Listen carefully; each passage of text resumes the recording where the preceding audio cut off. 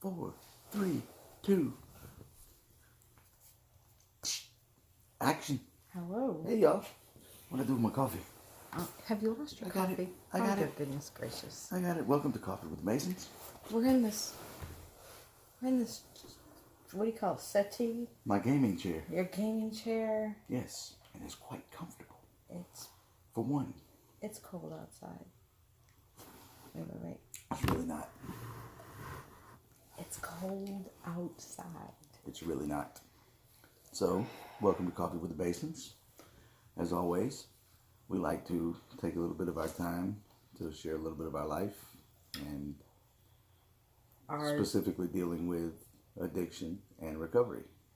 Addiction first, and then recovery, not backwards. And because I'm putting up with you, or you're putting up with me, or we're putting up with each other, marriage and recovery. Yeah. Wow. So before I get started, I would like to thank the three of you that commented. Thank you. The competition is over. The dollar has been won. I'm awaiting your information in my email so I can send you your dollars. I'm really going to do that. One of the guys that commented said to, rather than send him the dollar, give it to our church. So we are going to do that as well. We might film that clandestinely. It's not clandestine if you just told the world you're going to film it. I know, but the people at church won't know. Oh, yeah. Accountability, not Accountability. Accountability. Okay, so today is probably...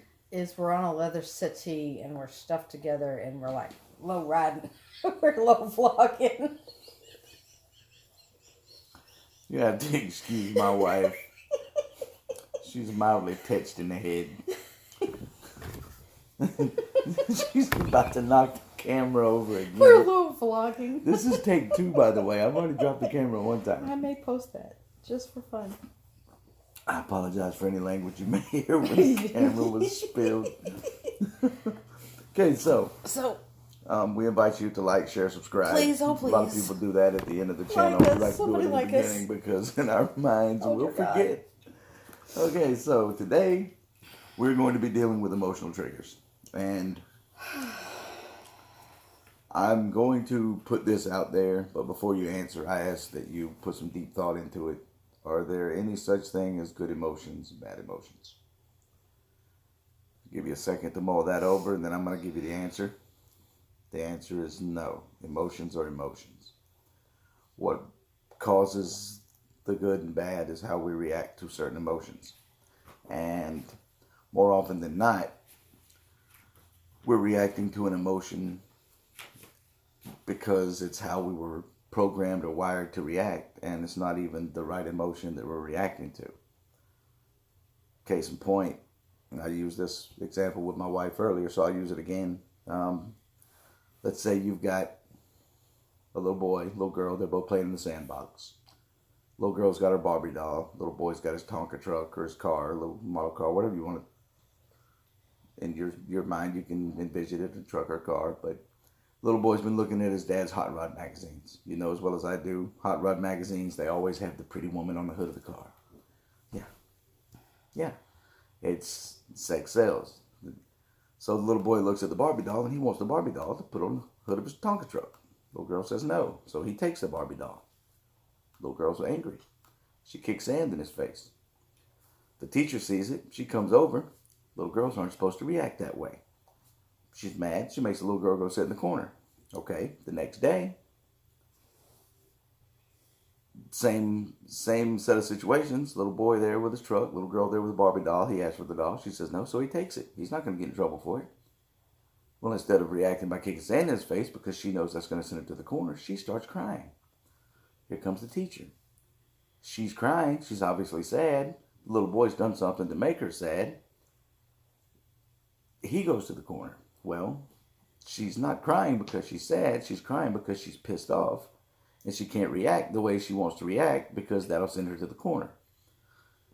Same thing with guys. You know, girls are wired to react to anger differently because little girls don't behave that way. Ladies don't behave that way. Little boys often get anger mistaken for sadness because they're wired not to cry. Boys don't cry. Big boys don't cry. So if something happens that saddens a child, he reacts in anger by maybe throwing something, kicking something, throwing his toys. He's not angry. He's sad. So as we get older, we've been wired to react a certain way to these emotions. We've got to identify what emotion that we're experiencing. And more often than not, you're experiencing more than one emotion at a time. So I've got a few of these emotional triggers, and these are just the three that are most prevalent. There are several more. It says, for many people, certain emotional states are directly connected to substance use, almost as if the emotion causes the substance abuse. It seems to people in recovery that if they could avoid ever feeling those emotions, for example, loneliness, anger, feeling deprived, and I'll cover all three of those, they would never relapse. These emotional triggers should act as warnings or red flags, because if you remember the part about relapse justification, we can take any one of those emotions to justify, in our mind, our relapse. I don't think you have to be an addict to do that. No, you don't. But these dealing with addiction and recovery, these are emotions often experienced by addicts or those in recovery. Touching on loneliness, the first one. You hang out with a group of people when you're using. When you decide you're not going to use anymore, or you and someone else decide you're not going to use anymore, you enter the recovery phase, you don't have those friends anymore. Well, your family, the ones that you hurt during your active use, they're not ready for you to come around anymore. So you tend to start leaning toward, well, if I go back out and use, then I can get back with the friends. I don't want to be lonely. I don't want to sit around. Loneliness is a very strong trigger that will send you back out into the world in a heartbeat. How I combat loneliness is I game. I have a group of friends on the Xbox. I hang out with them quite often, quite regularly. Don't I, honey? Mm-hmm. Yeah. Something as simple as that. You could go to meetings, you could meet new people at meetings, but we as humans, we're not ready to give up that level of trust to someone we've just met. So I recommend gaming. I'm sure there are other ways, but gaming works for me. Church is another good place to go for fellowship. Yeah, stay off of social media. That's not really. Chances are social media. I mean, chances are there's so much drama on the YouTube. Well, not the YouTube, but on the Facebook and on those other media sites, the Twitter. You don't want to get caught up in that. That's a quick way to get you running down that road of stinking thinking. It keeps you in touch with the people you made bad decisions with. Yes, it does. Which is why you're not on there now. Yeah, and I'm loving it too. I haven't been on Facebook in a while. I limit mine to maybe 10 minutes a day. Absolutely loving it. Maybe 10 minutes a day. Okay, this next emotion they talk about is anger. The intense irritability experienced in the early stages of recovery can result in floods of anger that act as instant triggers. How many times you sat back and said, well, I used because I was mad. Guy made me so dang mad. Girl made me so dang mad. I was so upset. I had to just get it off my mind. It's a real thing. It's a load of crap, but it's a real thing. Feeling deprived is another emotional trigger. Maintaining abstinence is a real accomplishment. Oh, we're about to get a kitty. Okay. Usually people in recovery feel justifiably good and proud about what they've been able to achieve. Sometimes people in recovery feel as if they have to give up good times and good things. Recovery seems like a jail sentence. Sometimes it does, but really can't. But if you look at what you're giving up, are you really giving up anything? In my opinion, giving up that lifestyle of active addict, you're gaining the world. You're gaining everything. People want you around. People want to talk to you. People want to see you. You remember things. I mean, yeah, you're still broke, but look, you got things to show for it. Yeah, we are, but it's our kind of living though. These emotions and other emotions, make sure you're reacting to the right emotion. It's okay to be angry. It's okay to be depressed. It's okay to feel sadness. It's okay to feel loneliness, but know how to deal with it. Your relapse prevention plan is step number one. Pick up the phone and call somebody. The only way that your emotions can control your life is if you allow it. If you allow anger to be the reason you went out and used, you're lying to yourself. We, as a couple in recovery, are real big on de-escalation. Because we're both still two humans trying to get along under an occasionally strenuous set of circumstances. And it's a lot easier to walk away when he's cranky, walk away when I'm cranky, walk away when we're both cranky, than to sit there in the moment trying to fix something, because it's not effective communication. Would you say that? I would say that. Probably not in those words because I'm not as smart as you, but yeah, you got the big words. So I have a question. Okay. What do you have a particular emotional trigger that caused you to relapse?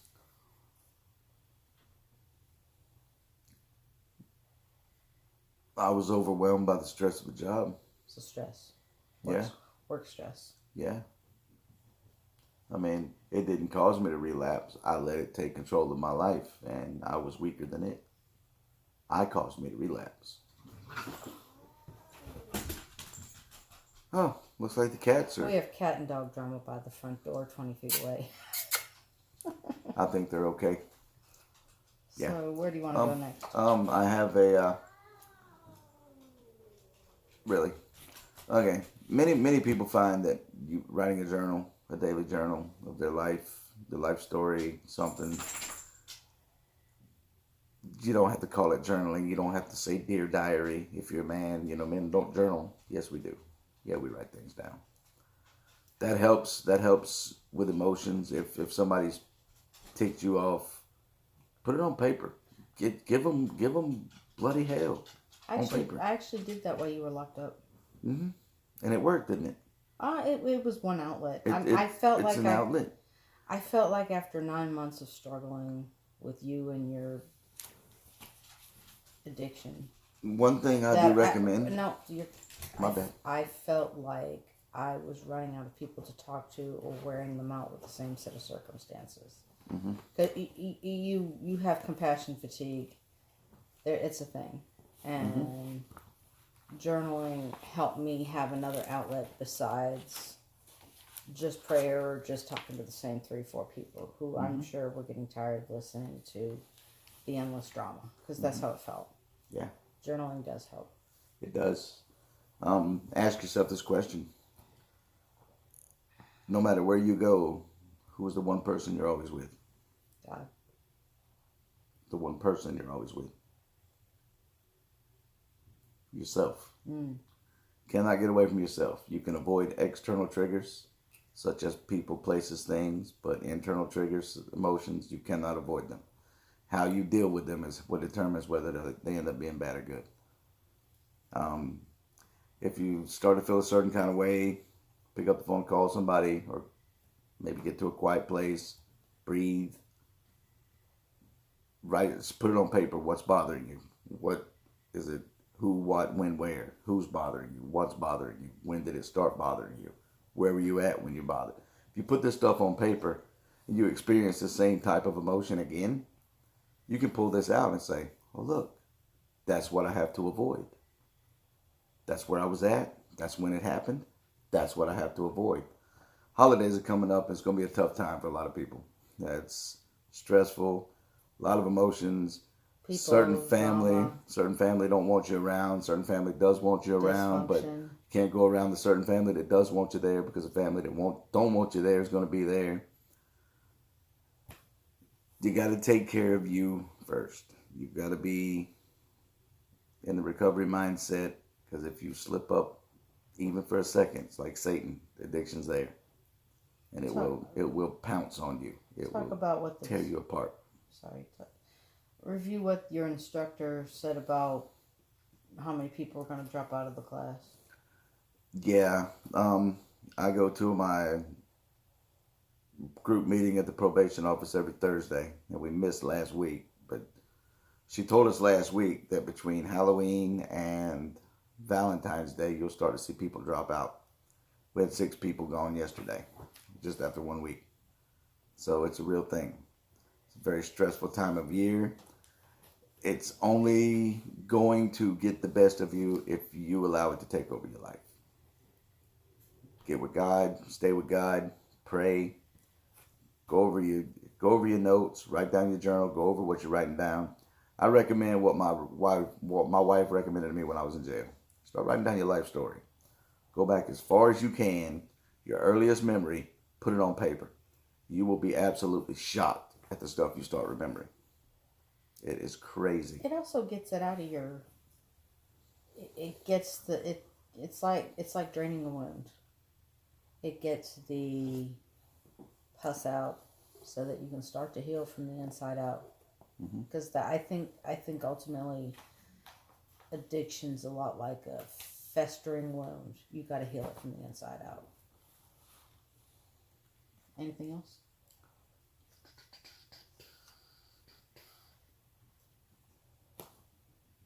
Yeah, one other thing. What's that? When it comes to dealing with emotions, one of the things that triggers emotions more often than not, people. Baby daddy, baby mama. You can't change who those people are. You can't change the situations you got yourself into when you aligned yourself with those people. Cannot go back and change the past. But refuse to let anyone choreograph your routine or your reactions to any emotions. Anyone. Don't give up that control. Can't. As soon as you give up that control, you're using it again. Okay. Do you have a Bible scripture? I didn't, but John 3:16. I was thinking about John 3:16. Well, spit it out. For God so loved the world that he gave his only begotten Son, that whosoever believes in him should not perish, but have eternal life. Mm-hmm. Those words ring true. Nobody spoke those words. He was speaking to one person. Mm-hmm. One person. Yeah. Not the masses, one person. So if we reach just one, if one person listens to this and gets something out of it, success. Well, kind of a serious topic, but we hope it's helpful for you, and we'll be back later today or early tomorrow, and got more to say, more topics to talk about. I want to talk about work. We can do that tomorrow. We can do that now. I don't want to talk about work. Hang